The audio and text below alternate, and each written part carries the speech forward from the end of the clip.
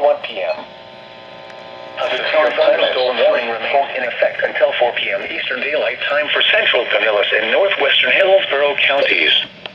At 3:39 p.m. Eastern Daylight Time, severe thunderstorms were located along a line extending from near Clearwater to University, moving northwest at 35 miles an hour. Uh-oh. Hazard, 60 miles an hour wind gusts.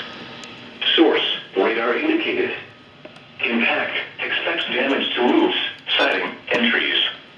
Locations impacted include 40 miles an hour will be possible. Petersburg, Clearwater, Pinellas Park, Temple Terrace, Safety Harbor, West Park, Oldsmar, Busch Gardens, and University of Tampa. For your protection, move to an interior room on the lowest floor of a building. Repeating, a severe thunderstorm warning remains in effect until 4 p.m. Eastern Daylight Time for the following counties in Florida, Hillsborough, and Pinellas.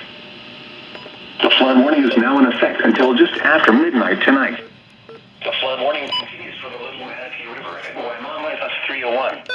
I don't Until know. late tonight. I don't know what KC-38's doing. Inside a building or vehicle.